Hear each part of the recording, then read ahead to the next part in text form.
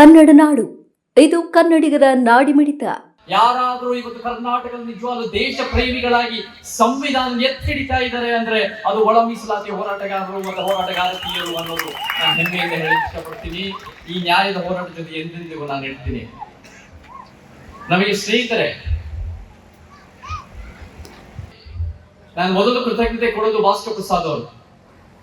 ಭಾಸ್ಕರ್ ಪ್ರಸಾದ್ ಅವರು ಬಹಳ ಗಟ್ಟಿಯಾಗಿ ಇದನ್ನು ಮುಂದುವರಿಸ್ತಾ ಇದ್ದಾರೆ, ಬಹಳ ವೈಜ್ಞಾನಿಕವಾಗಿ ವಿಚಾರದ ಮುಖಾಂತರ ಮುಂದುವರಿಸ್ತಾ ಇದ್ದಾರೆ, ಬಹಳ ಧೈರ್ಯದಿಂದ ಮುಂದುವರಿಸ್ತಾ ಇದ್ದಾರೆ. ನಾನು ಒಂದ್ ಹೇಳ್ತೀನಿ, ಇವತ್ತಿನ ದಿನ ನಮ್ಗೆ ಧೈರ್ಯ ಬಹಳ ಮುಖ್ಯ ಇದೆ.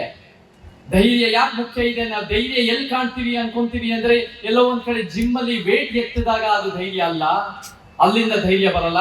ನಾವು ಗಟ್ಟಿಯ ಘೋಷಣೆ ಕೂಗಿದ ತಕ್ಷಣ ಧೈರ್ಯ ಬರಲ್ಲ, ಅಥವಾ ನಮ್ಮ ಆಹಾರ ಪದ್ಧತಿನಲ್ಲೇ ನಮಗೆ ಧೈರ್ಯ ಬರಲ್ಲ. ನಮ್ಮ ಧೈರ್ಯ ಎಲ್ಲಿ ಬರುತ್ತೆ? ಈ ಅನ್ಯಾಯದ ವ್ಯವಸ್ಥೆ ವಿರುದ್ಧ ಸತ್ಯ ನೋಡಿದಾಗ ನಮಗೆ ಧೈರ್ಯ ಬರುತ್ತೆ. ಆ ಸತ್ಯ ನಮಗೆ ಭಾಸ್ಕರ್ ಪ್ರಸಾದ್ ಅವರು, ನಮ್ಮ ಸ್ನೇಹಿತರು, ನಮ್ಮ ಹಿರಿಯರೆಲ್ಲರೂ ದೊಡ್ಡ ಪಟ್ಟಿ ಪ್ರಮಾಣದಲ್ಲಿ ಮಾಡ್ತಾ ಇದ್ದಾರೆ. ಮತ್ತೆ ಬಾಬಾ ಸಾಹೇಬ್ ಏನ್ ಹೇಳ್ತಾರೆ, ನೀವು ಬದಲಾವಣೆ ಬಯಸಿದಾಗ ನಿಮ್ಮ ಜೀವನ ಪಣ ಇಟ್ಟು ನೀವು ಹೋರಾಟ ಮಾಡಬೇಕು. ಬದುಕಿದ್ರೆ ನಾಯಕ, ಸತ್ರ ಇತಿಹಾಸ ಅಂತಾರೆ. ಅದು ಇವತ್ತಿನ ದಿನ ಜೀವಂತವಾಗಿ ಬದುಕಿದ್ರೆ ನಾಯಕ ಅಂತ ಈ ವೇದಿಕೆಯಲ್ಲಿ ಪ್ರತಿಯೊಬ್ಬರು ನಾಯಕದ ಗುಣಗಳು, ನಾಯಕತ್ವನ ಮುಂಚೂಣಿನಲ್ಲಿ ಕೆಲಸ ಮಾಡ್ತಾ ಇದ್ದಾರೆ. ಅದು ಹೆಮ್ಮೆ ಆಗುತ್ತೆ ನಮಗೆ. ಮತ್ತೆ ಈ ಹೋರಾಟದ ಮುಖಾಂತರ ಗಟ್ಟಿಯಾಗಿ 2 ತಿಂಗಳಿಂದ ಜೈ ಮಾದಿಗ ಅನ್ನೋ ಒಂದು ಘೋಷಣೆ ಬರ್ತಾ ಇದೆ. ಇದು ಬಹಳ ಹೆಮ್ಮೆಯ ವಿಚಾರ ನಮಗೆ. ಯಾಕೆ ಹೇಳ್ತೀನಿ ಅಂದ್ರೆ, ಇವತ್ತು ಯಾವಾಗ ನಮಗೆ 3A ನಲ್ಲಿ 3B ನಲ್ಲಿ ಪ್ರಬಲರು, ಯಾವಾಗ ಒಂದು ರೀತಿ ಭೂಮಿ ಸಿಕ್ಕಿರೋರು, ಜನ್ಮ ಆಧಾರಿತ ಎಲ್ಲಾ ತರ ಸವಲತ್ತು, ಶಿಕ್ಷಣ, ಆರ್ಥಿಕತೆ, ರಾಜಕೀಯ ಸಿಕ್ಕಿದಾಗ ಅವರ ಸಮುದಾಯನ ಗುರುತಿಸಿದಾಗ ಅದು ಜಾತಿ ವ್ಯವಸ್ಥೆನ ಗಟ್ಟಿ ಮಾಡುತ್ತೆ.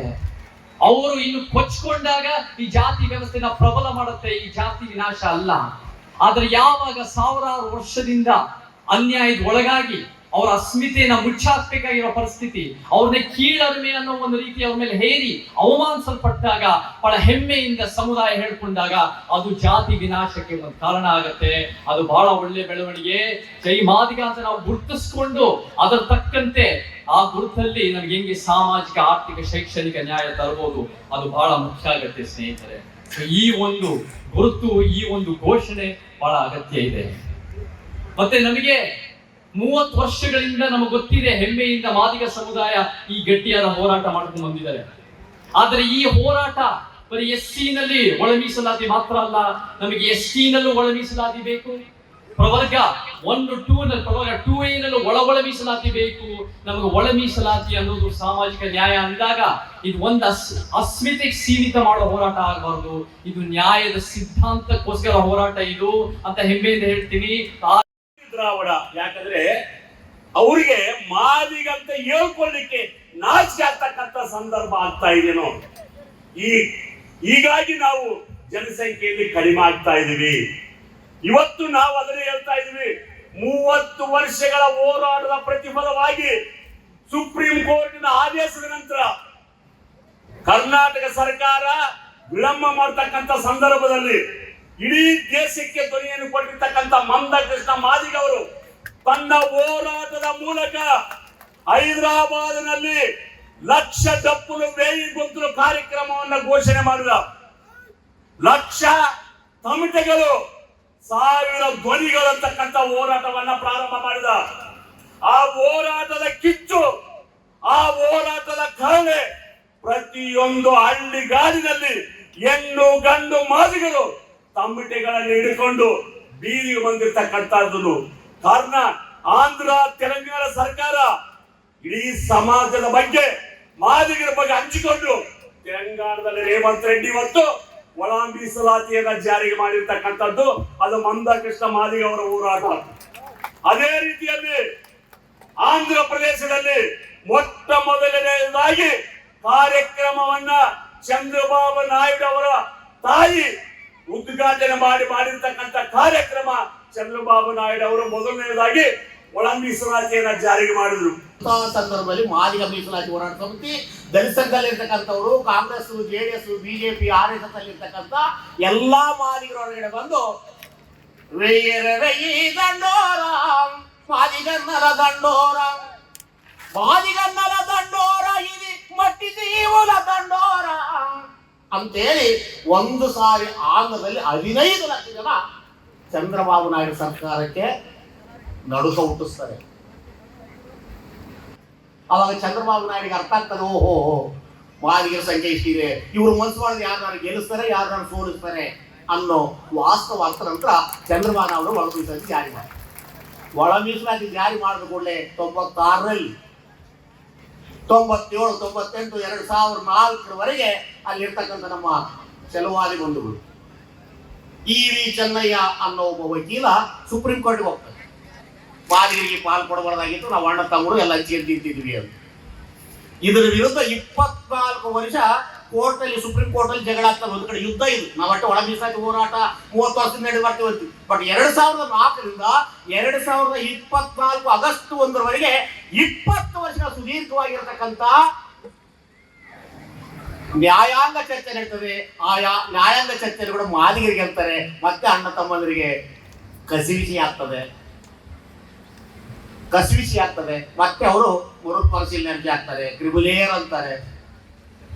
ಅದರ ವಿರುದ್ಧ ಕೋರ್ಟ್ಗೆ ಹೋಗ್ತಾರೆ. ಮತ್ತೆ ಸುಪ್ರೀಂ ಕೋರ್ಟ್ ಈ ಎಲ್ಲ ವರದಿಗಳು ನೋಡಿ 20 ವರ್ಷ ಎಲ್ಲ ಮಾತಾಡಿವಿ, ನೀವೇನ್ ಮಾತಾಡೋದು ನಡೆಗಿರ್ತಮ್ಮ, ನೀವು ಹೊರ ಮನೆ ಮಾಡ್ತಾರೆ ಅಂತ ಅವರಿಗೆ ಸಮಜಾಯಿಷಿ ನೀಡ್ತಾರೆ. ಸುಪ್ರೀಂ ಕೋರ್ಟ್ನ ಆದೇಶಕ್ಕೆ ಮುಂಚೆ ನಾವೆಲ್ಲರೂ ಒಳ ಮೀಸಲಾತಿ ಪರವಾಗಿದ್ದೀವಿ ಅಂತ ತೋಳ್ ತಿರುಮಾವಳ್ಳಿ ತಮಿಳುನಾಡು ಹೇಳಿದ್ರು. ಸುಪ್ರೀಂ ಕೋರ್ಟ್ನ ಆದೇಶಕ್ಕೆ ಮುಂಚೆ ಯಾಕೆ ಫಸ್ಟ್ ಅವ್ರನ್ನೆಲ್ಲ ತೋರಿಸ್ತಾ ಇದ್ದೀನಿ ಅಂದ್ರೆ, ನಮ್ಮ ಮಧ್ಯದಲ್ಲಿರುವ ಕಳ್ಳರನ್ನ ತೋರಿಸ್ಬೇಕಾಗಿದೆ. ನಾನು ಒಳ ಮೀಸಲಾತಿ ಪರವಾಗಿದ್ದೀನಿ ಅಂತ ದೇವನೂರು ಮಹಾದೇವನವರು ಸೇರಿದಂತೆ, ಹಾಗೆ ಅಮ್ಮಣ್ಣ ಹೇಳಿದ್ರಲ್ಲ, ಇದ್ದೀವಿ ಅಂತ ನಾಟಕ ಮಾಡಿದ್ರು. ಅದು ಎಲ್ಲಾ ಪ್ರಗತಿಪರರ ನಮ್ಮ ಜೊತೆಗೆ ಇರಲಿಲ್ಲ, ಕೆಲವರು ಇದ್ರು, ತುಂಬಾ ಜನ ಬಾಯಿ ಮಾತಿಗಿದ್ರು. ನಾವೆಲ್ಲರೂ ಒಳ ಮೀಸಲಾತಿ ಪರವಾಗಿದ್ದೀವಿ ಅಂತ ಸುಪ್ರೀಂ ಕೋರ್ಟಿನ ಆದೇಶಕ್ಕೆ ಮುಂಚೆ. ಸುಪ್ರೀಂ ಕೋರ್ಟ್ ಆದೇಶ ಬಂತು, ಎಲ್ಲರ ಬಣ್ಣ ಬಯಲಾಯ್ತು. ಮೀರಾ ಕುಮಾರ್ ಅವರು ನಾನು ಒಳ ಮೀಸಲಾತಿ ಒಪ್ಪಲ್ಲ ಅಂದ್ರು. BSPಯ ಅಧಿನಾಯಕಿ ಮಾಯಾವತಿ ಅವರು ನಾನು ಒಳ ಮೀಸಲಾತಿ ಒಪ್ಪಲ್ಲ ಅಂದ್ರು. ಮತ್ತೆ ಇದಕ್ಕೆ ಮುಂಚೆ ಮಾತಾಡ್ತಿದ್ದಂತ ನಾಲ್ಗೆ ಯಾವ್ದಾವ್ದು ಅಂತ ಕೇಳಿದ್ರು ಉತ್ತರ ಇಲ್ಲ. ಚಂದ್ರಶೇಖರ್ ರಾವಣ್ ಉಲ್ಟಾ ಹೊಡೆದ್ರು, ತೋಳ್ ತಿರುಮಾವಳಿ ಉಲ್ಟಾ ಹೊಡೆದ್ರು, ಸಮಾಜವಾದಿ ಪಾರ್ಟಿ ಉಲ್ಟಾ ಹೊಡೆದ್ರು. ಇಲ್ಲಿ ಕರ್ನಾಟಕದಲ್ಲಿ ಇದ್ರಲ್ಲ ಗಂಡು ಬೇರೆ ಕಥೆ ಹೇಳ್ತಿದ್ದವರು ಅವರು ಮತ್ತು ಅವರೆಲ್ಲ ಮೊಟ್ಟೆಗಳಿಂದ ಹೊರಗಡೆ ಬಂದಂತ ಮರಿ ಪುಡಿ ಗಂಡು ಬೇರೆಗಳು ಕೂಡ ಉಲ್ಟಾ ಹೊಡೆದ್ರು. ಮತ್ತೊಂದು ಸಮೀಕ್ಷೆ ಆಗಲಿ. ಯಾಕೆ ಈಗಾಗಲೇ ಆಗಿರುವಂತಹ ಸಮೀಕ್ಷೆಗಳೇನು? ಯಾರು ಮತ್ತೊಂದು ಸಮೀಕ್ಷೆ ಆಗಲಿ ಅಂತ ಮಾತಾಡಿದ್ರಲ್ಲ, ಅವರೆಲ್ಲರೂ 2023ಕ್ಕೆ ಮುಂಚೆ, ಅಂದ್ರೆ ಕಾಂಗ್ರೆಸ್ ಗವರ್ಮೆಂಟ್ ಅಧಿಕಾರಕ್ಕೆ ಬರುವ ಮುಂಚೆ ಮತ್ತು ಸುಪ್ರೀಂ ಕೋರ್ಟ್ ಆದೇಶ ಬರುವಕ್ಕೆ ಮುಂಚೆ ಸದಾಶಿವ ಆಯೋಗದ ವರದಿಯನ್ನ ಜಾರಿಗೊಳಿಸಿ ಅಂತ ನಮ್ಮ ಜೊತೆಲೆ ಫ್ರೀಡಂ ಪಾರ್ಕ್ ಅಲ್ಲಿ ಪ್ರತಿಭಟನೆ ಕೂತಿದ್ರು. ಯಾರು? ಸುಪ್ರೀಂ ಕೋರ್ಟ್ ಆದೇಶ ಬಂದ್ಮೇಲೆ ಹೊಸ ಸಮೀಕ್ಷೆ ಆಗ್ಬೇಕು ಅಂತ ಮಾತಾಡ್ತಾರಲ್ಲ, ಅವರೆಲ್ಲರೂ ಸದಾಶಿವ ಆಯೋಗದ ವರದಿಯನ್ನು ಜಾರಿಗೊಳಿಸಿ ಅಂತ ನಮ್ಮ ಜೊತೆನಲ್ಲೇ ಫ್ರೀಡಂ ಪಾರ್ಕ್ ನಲ್ಲಿ ಕೂತ್ಕೊಂಡು ಹೋರಾಟ ಮಾಡ್ತಾ ಇದ್ರು. 2023ರ ಈ ಸಾರಿಯ ವಿಧಾನಸಭೆ ಚುನಾವಣೆಗೆ ಮುಂಚೆ ಬಸವನಗುಡಿಯ ಬಹಳ ದೊಡ್ಡ ಮೈದಾನ, ನ್ಯಾಷನಲ್ ಕಾಲೇಜ್ ಗ್ರೌಂಡ್, ಅಲ್ಲಿ ಸುಮಾರು 10,000ಕ್ಕೂ ಜನ ಸೇರಿಸಿ ದಲಿತರ ಐಕ್ಯತಾ ಸಮಾವೇಶ ಅಂತ ಮಾಡಿದ್ರು. ಅಲ್ಲೂ ಕೂಡ ವೇದಿಕೆ ಮೇಲೆ ಹೊಲೆ ಸಮುದಾಯದ ನನ್ನ ಹಿರಿಯ ನಾಯಕರು, ಮಾದಿಗ ಸಮುದಾಯದ ಹಿರಿಯ ನಾಯಕರು ಸದಾಶಿವ ಆಯೋಗದ ವರದಿಗೆ ಆಗ್ರಹಿಸುವಂತಹ ನಿರ್ಣಯವನ್ನ ವೇದಿಕೆ ಮೇಲೆ ಕೈಗೊಂಡ್ರು ಸುಪ್ರೀಂ ಕೋರ್ಟ್ ಆದೇಶಕ್ಕೆ ಮುಂಚೆ. ಅವರಿಗೆಲ್ಲ ಗೊತ್ತಿತ್ತು ಇದು ಏನು ಆರ್ಟಿಕಲ್ 341 ತಿದ್ದುಪಡಿ ಇದೆಯಲ್ಲ, ಅದು ಆಗಲ್ಲ. ಯಾಕಂದ್ರೆ 30 ವರ್ಷದಿಂದ ಆಗ್ತಾ ಇಲ್ಲ. ಮತ್ತೆ ಉತ್ತರ ಭಾರತದ ಯಾವ ಚಮ್ಮಾರು ಆಗ್ಲಿ, ಯಾವುದೇ ಪಕ್ಷಗಳಾಗ್ಲಿ ಸಂವಿಧಾನದ ತಿದ್ದುಪಡಿಯನ್ನ ತಂದು ಒಳ ಮೀಸಲಾತಿಯನ್ನು ಜಾರಿಗೊಳಿಸೋದಕ್ಕೆ ಒಪ್ಪಲ್ಲ. ಸುಪ್ರೀಂ ಕೋರ್ಟ್ ಅಲ್ಲಿ ಇದು ಆಗತ್ತೆ ಅನ್ನುವಂತಹ ಕಲ್ಪನೆ ಕೂಡ ಇವ್ರಿಗೆ ಇರಲಿಲ್ಲ. ಹಾಗಾಗಿ ನಾನು ನಿಮ್ ಜೊತೆ ಇದ್ದೀನಿ ಅಂತ ಹೇಳ್ಕೊಂಡ್ರೆ ಏನಾಯ್ತು? ಬಾಯಿ ಮಾತಿಗೆ ದುಡ್ಡು ಕೊಡ್ಬೇಕಾ, ಕಾಸು ಕೊಡ್ಬೇಕಾ? ನಿಮ್ ಜೊತೆಗಿದ್ದೀವಿ ಅಂತ ಹೇಳ್ಕೊಂಡು ಹಂಗೇ ಟೈಮ್ ಪಾಸ್ ಮಾಡ್ಬಿಡೋಣ. ಇವ್ರು ನಮ್ಮನ್ನು ನಂಬ್ಕೊಂಡು ನೀವಿನ್ನು ಕನ್ನಡ ನಾಡು ವಾಹಿನಿಯನ್ನು ಸಬ್ಸ್ಕ್ರೈಬ್ ಮಾಡಿಕೊಂಡಿಲ್ವಾ? ಈಗಲೇ ಸಬ್ಸ್ಕ್ರೈಬ್ ಮಾಡಿ ಬೆಲ್ ಐಕಾನ್ ಅನ್ನು ಒತ್ತಿ ನೋಟಿಫಿಕೇಶನ್ಗಳನ್ನ ಪಡೆಯಿರಿ.